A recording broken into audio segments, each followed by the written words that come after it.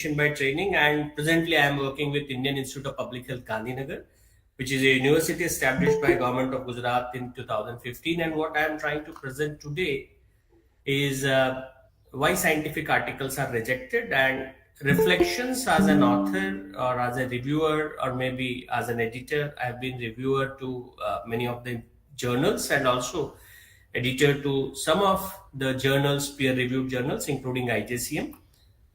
So what I'll touch upon is I'll quickly glance on a couple of things which might assist me to make a case of why articles are getting rejected, maybe half a dozen reason, and more than that, what can be done to avoid this rejection, maybe about a dozen tips, and then finally I'll culminate with take-home message. So, before I start, talking about the reasons of what is known as rejection, it's good that I should spend 30 seconds on, the publication process. So, as an author, whenever I write something, I submit this article to a journal. As soon as it is being sent online, it goes to the editor, and believe me, 25% of the articles are rejected at the first go itself by the editor itself. And I can tell you what can be the reasons. But for if at all the editor finds it useful, he sends it to blinded reviewers, and reviewers actually can decide on whether further review is required or not, and if further required revisions are required, maybe it is again sent back to the author for revision, and again the editor looks it, and rest of the 10% are again rejected. So now from the pool of 65%, once it is cleared by the editor after the first review, maybe then we again look for it. It can be thought of being accepting it, or a rejection can be done. So what I have seen is there are many good journals where the rejection rate is quite high. It can be as high as 40 to 50 or 40 to 60%, but there are certain authors who have got a great acceptance rate of their publication. So I'll focus more on what can be the reasons. But any journal, pick up any journal. There are six important domains where you can write. It can be an original research, which is very detailed study, which has got a hypothesis, background, and so on and so forth. And usually 3,000 to 6,000 words can be accommodated in, and it requires significant amount of time. However, there are other group of articles which are accepted, which are none other than review articles. It can be a descriptive review, or it can be a landscape review, or even it can be a meta-analysis. And it gives you more liberty because in terms of the total word count, it can, usually be around 10,000. Once you are done with it, the third section that is being given to a journal is clinical case study or a case report, and which is very important. If you still remember, the first case of COVID-19 in Wuhan was reported as a person from wet market who was suffering from conjunctivitis, and it was an ophthalmologist who reported the first case of COVID-19. And in infectious disease, it is very important. Way back in 1983, there was a case report published in New England Medical Journal by Saxon et al. And today we know it as HIV. So any infectious disease case report is very important, and therefore any journal always dedicates one section to case report or case series. Usually the word count is 1,500. And of course, being colleagues from pharmacology department, you might be more interested in publishing RCTs or an RCTs or clinical trial. Sir, really sorry to interrupt, Yeah, but the slides aren't moving, sir. Can you? yeah. Give me a minute. Give me a second.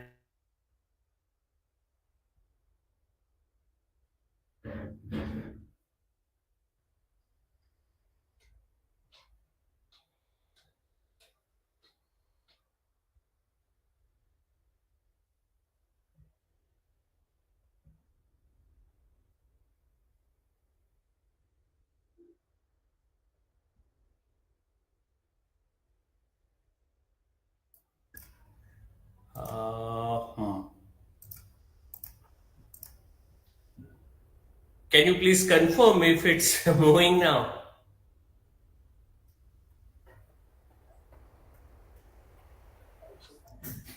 Jignesh, can you help me, please? Hello. Yeah. So full screen. Is it? Sir, can you try the slideshow once? Yeah, yeah. I'll do. I'll try for the slideshow.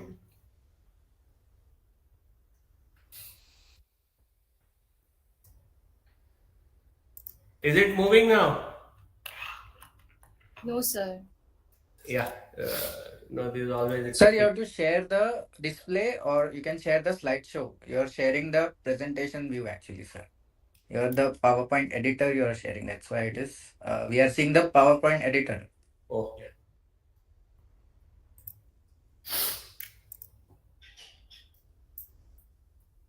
just a minute. Huh? Thank you for this.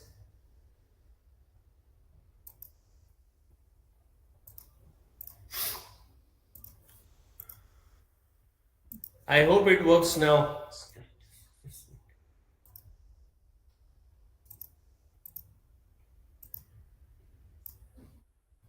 Is it working now? Yes, sir. Yes. Thank you. Thank you for this glitch. So I was telling what type of articles actually can be accepted. So there is one section which is usually invited, and if you are someone of repute, then you can be actually requested to write a perspective or an opinion or a commentary.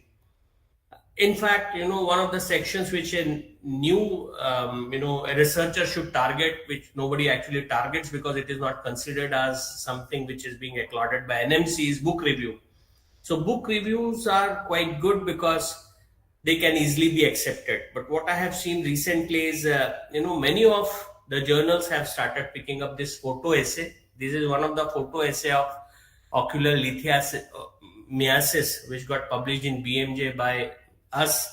But having said that, let me talk about the point on which we have gathered today, and I'm talking with reference to the perspective of an editor on why articles are rejected. So there are no single reasons for rejection, but rejections can be minimized if at all there are certain things that authors can adhere to. So I came across this wonderful article which was from Indian Pediatrics, and it is common to any of the journal editor. So there are top 10 reasons of rejection of manuscript, and 25% of the rejections of the submitted manuscript can be done only at the place of the level of an editor itself. And the most common reason that is being given is absence of any message or originality of research. So, as an editor, what they look for is something which is more pertinent, which is more giving an appropriate message. And then comes, originality. Two things you should always be in mind. If someone has already done certain work on certain topic or issues, the probability of it getting accepted actually goes down. Now, let me tell you, as an editor, what are the common mistakes done by naive authors or new authors? The first and the foremost is we select a journal which is not an app, because manuscript does not fall within the journal's aim and scope, and we submit to it. Each journal has got a very well defined aim and scope, and you can go to the journal where you can look whether your article which you have written fits into it or not. So tip number one is always read the scope of journal you want to submit your article to. For example, there are journals on Ayush medicine, and it's quite, Scopus Index, the name of that journal is Ayush. And if I am putting something allopathic clinical trial, then the possibility of rejection is pretty high. I can say sure shot it will be rejected. For that matter of fact, if I'm putting a cross-sectional study on KAP into Indian Journal of Pharmacology, they might not be very keen on picking up that. And therefore, the first mistake that should be avoided is picking up a journal where your manuscript does not fall into its agenda. Equally true is almost every day we get numerous numbers of what you call spam emails, and therefore please be aware of dubious journals. There are journals which are questionable. There are journals which have got dubious name. They claim to publish anything if you can pay them certain article processing fees. So for those who have started writing, I have a single request that if you are not able to find a journal which is a good journal, then I can give you a tip on searching a journal which is bad. And there is an epidemiologist, and his name is Beall, Bealls. So what he does is he puts all these journals which are dubious, questionable, predatory on his website, and I had given the name of the website also here. So if you are thinking of sending your journal to any specific, if you are thinking of sending your manuscript to any specific journal, my first request is take the name of journal, go to the Beall's list, look at its indexing, look whether it's predatory or not. And if it's a predatory one, even if it's ready to publish free of cost, please don't give it, because a lot of blood and sweat has been behind writing this journal article. The second is, as a naive person, we are not able to understand the submission process. So it is very important that majority of the journals have got a very well defined submission process. And if you are not complying to their submission process, I can assure you that it is going to be rejected. For example, on page 1 of title, they always say that you should not disclose the name of the author. And if they have said you should not disclose the name of author, and if you are putting it, I can assure you it's going to be rejected. So the tip which I really want to give you is that if you have decided a journal, then visit to journal's website and look for what is known as their submission process. Once submission process is done, you start looking for what you have written. As an editor, majority of the journals are looking for English which is more comprehensive, which is very simple to understand. Unfortunately, sometimes we have a very poor writing skill, and something like Tharurian type of English, or we use so many jargons. There is bad grammar, there are spelling issues, there are missing of important text.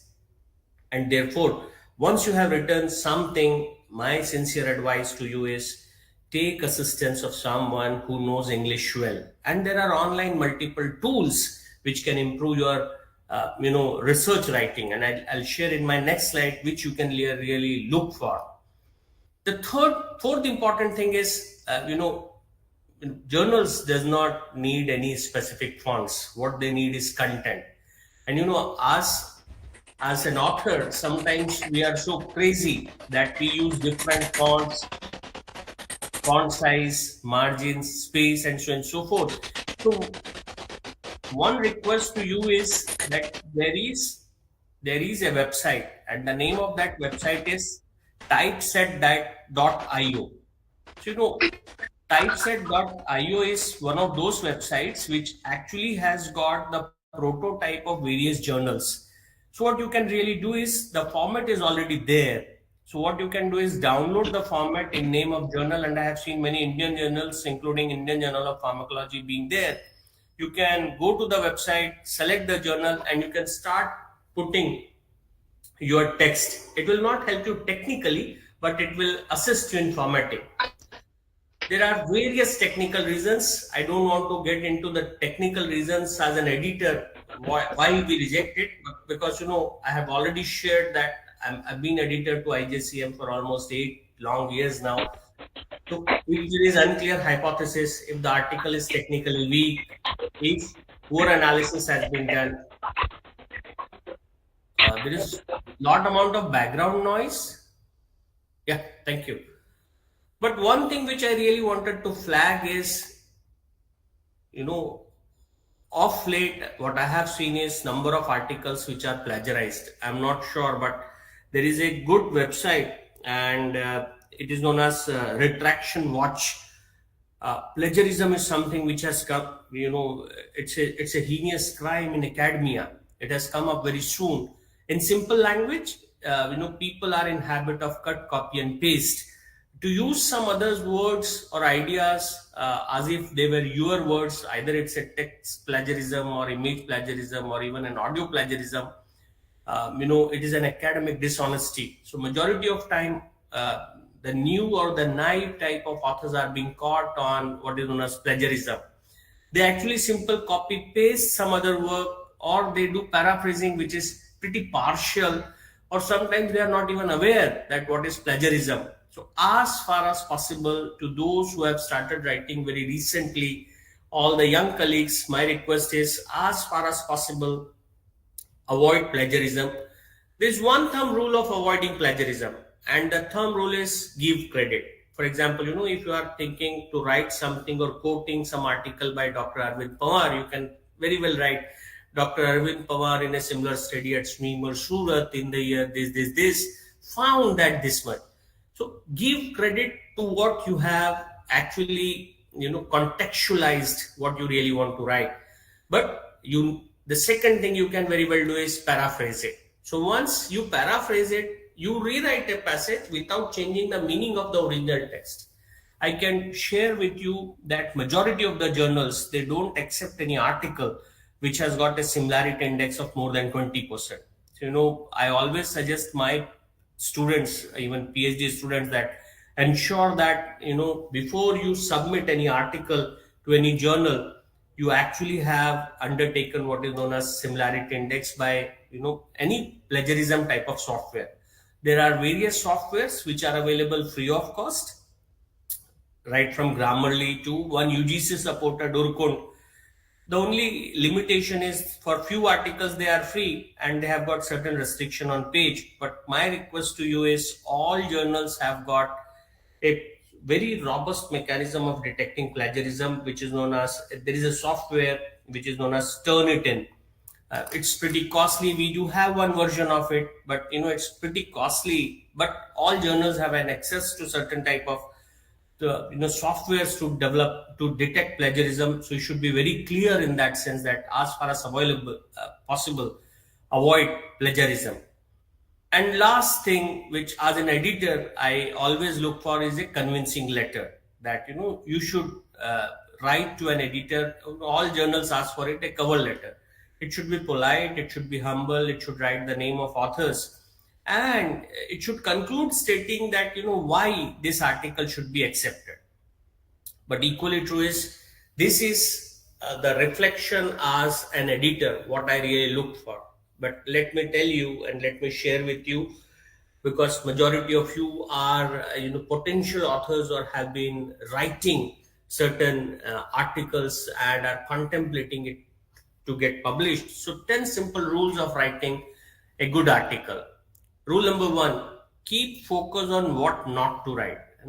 We always keep focus on what we want to write, but you should be very clear what you don't want to write. One of our articles, which was based on one of our works supported by MacArthur Foundation, was improving adolescent health in Gujarat, and it was a cluster randomized trial. It was a monograph of almost 120 pages. Now none of the journals actually could be accepting 120 pages. So what we did, we have sliced it. So as an author, you should be very clear on, a big article can be converted into 4 or 5 smaller articles or smaller piece. So you should really focus on what not to write and should be more conversant about what essentially needs to be communicated to the journal article. And therefore, rule number 1 is focus on what should not be told. You should only pick up something which is very conducive. Second thing is, please be precise. Journal articles are something like, Tarak Mehta Ka Ulta Chashma, or Anupama. They are going on. Editor actually looks for something which is having a clear message and clear manuscript. And therefore, it is important for you that if you can really catch hold of 4 things: title, abstract, discussion. If these 3 things are caught, the possibility of getting into a successful publication is pretty high. And I quote you one simple example, and that can assist you. From the same monograph of 120 odd pages, we picked up one article, and it was self-explanatory: improving adolescent health, learnings from an interventional study in Gujarat. What does it say? That we want to improve adolescent health. We had done some intervention and it was done in Gujarat. So at least one thing went on. And abstract, you should be very clear. Abstract should be very crisp. Why? Because at the end of the day, 30% of the articles are rejected just after reading the abstract. So the last line of our abstract was very clear: the change due to intervention could not be attributed for improving adolescent health. We confess that, whatever intervention we did, it didn't work out. And sometimes honesty is good. And I'm sure majority of you, if you are from pharmacology, must be knowing Jay Karan, who is a professor of pharmacology in AIMS, Delhi. Me and Jay, we did some work along with Professor Arvind in Surat, and we had developed guidelines for reporting of negative studies. Sometimes negative studies needs to be reported. Third thing is discussion. The majority of time authors they actually don't present the discussion in a way it should actually be presented, and sometimes it is rejected on one go. And if you look at our discussion, one point which struck was, in our study, within the age group of 11 to 14 years, they are more vulnerable, and therefore within so many observations which we found, we had picked up only one thing, and therefore the editor must have got attracted that he's not talking about the entire adolescent age group, but he's talking about a fixed age group. And finally, as I shared, cover letter, it is very important. It is said in academic fraternity that a good article to pass and get into publication should be able to pass what is known as 1 minute Planck test. I'm sure you must be aware about Planck. If you are able to, do it for 1 minute, it is said that you are having a good stamina. And the same thing applies for an article. If a reader can read it for 1 minute without getting distracted, the possibility of it getting published, it getting recognized is pretty high. Some years back, maybe around 15 years back, I happened to visit to Boston School of Public Health for take T5 course, training the teachers to teach course, and there I came across with one excellent tip for getting a successful publication. Usually, what we write in article is aim read. We write abstract, we write introduction, we write method, we write results, we write discussion, and finally references and figure. But what I was made to learn there was, if you want to write a good publication, just flip the sequence. Start looking at your table, then go for result, then go for discussion. So the first thing you should learn is, whatever work you have done, you should have 1, 2, 3, 4, 5 tables which actually make sense to you, and you feel that they will also make sense to what is known as the journal or something who is going to read it. So if your tables and figures are shortlisted, possibly you can look at the guideline of the journal, and based on your tables, start copulating your results. Summarize the fact. Please do not manipulate. Whatever results you have got are the results. Even if they are negative, let it be negative. Once tables and results are done, start looking for discussion, because it is important that a editor should actually, or a reviewer should find what is the message that you are going to communicate. And therefore, once you have looked at your tables, you have written at your results, start pointing something on your discussion, and finally write the introduction. Surprisingly, introduction you have already answered, because whenever we write any introduction, what we write is what is known to us, very specific issue on what still needs to be known, and the gap which you have identified. If you flip your introduction, it becomes your discussion, because in introduction you ask, but in discussion you answer. You answer on gap that has been filled because of your work. You actually contextualize your observation with reference to what others have done, and then finally you put your bigger picture, that how your observations are going to assist evidence-based medicine or clinical outcome or any public policy implication, and what can be done next.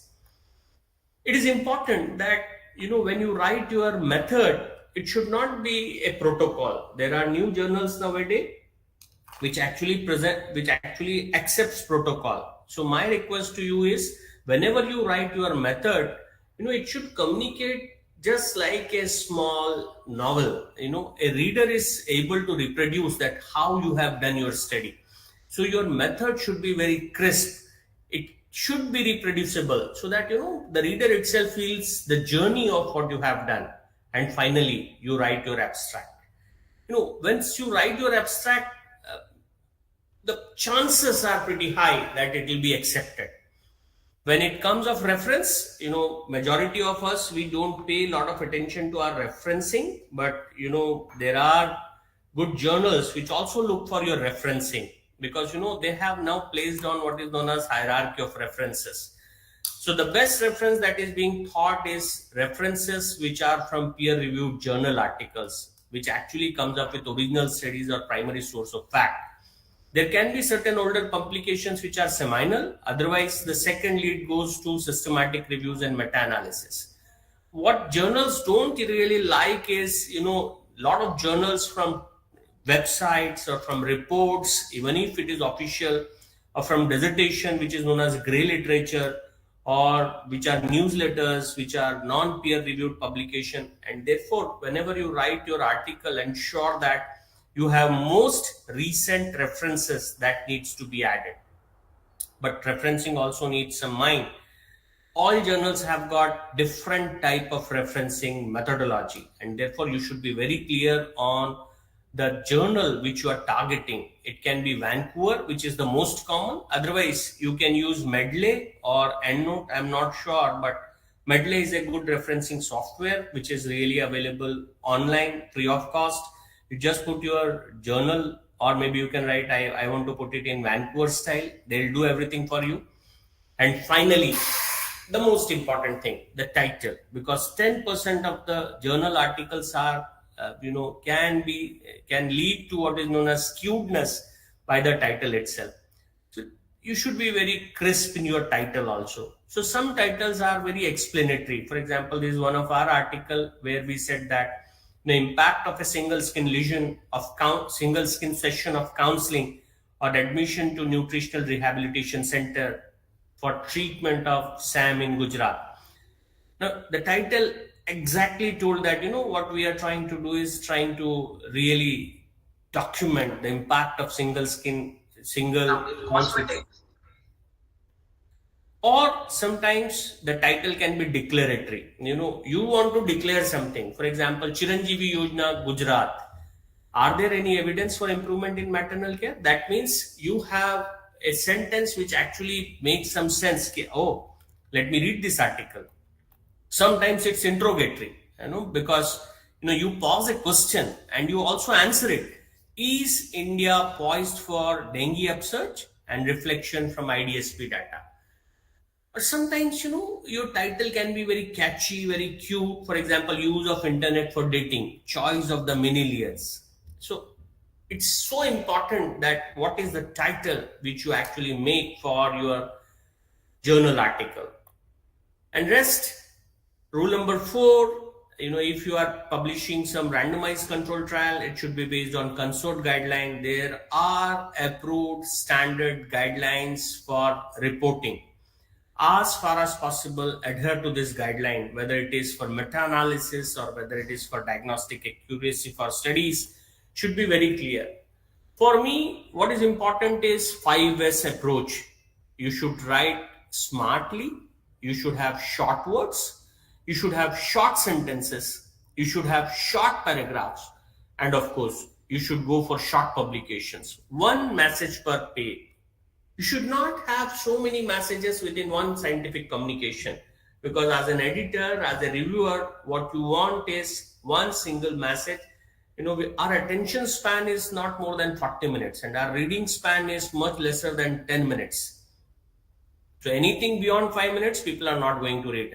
And that's so happen, all of a sudden TikTok and Insta are so peppy nowadays, because your attention span has further reduced it to 30 to 70 seconds. And therefore, you should write very precisely. Please appreciate why are you writing this article, because majority of us who are into the business of writing academic articles, there are various views. Some says that just because peers are publishing, I want to publish it. Or sometimes NMC has said that for your promotion you need 3 publication, or for your dissertation you need 1 poster presentation, 1 publication. I am doing it. That's not true for those who are into academia. It's our moral duty, it's our ethical duty, it's our obligation, because all of us, those who are in academia, we want to go for change in policies or want to do advocacy, or we want to contribute to the existing body of literature, or sometimes we want to inspire the new researchers. And therefore, whenever you write, you should appreciate, you should feel that, okay, I want to write it because I have a moral obligation. Most importantly, please be prepared for rejection. No one in this world is perfect. And once it's rejected, no worries, we'll again start. Even if it is rejected, you should be capable of handling peer pressure.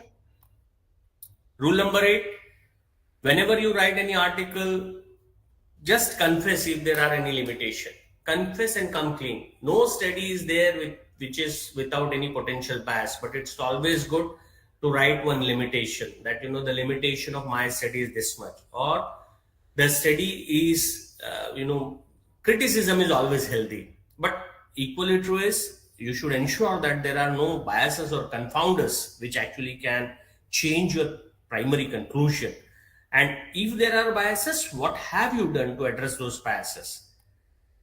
Avoid conflict. All of a sudden, this has come up very fast. If someone has helped you, ensure that you acknowledge him or her.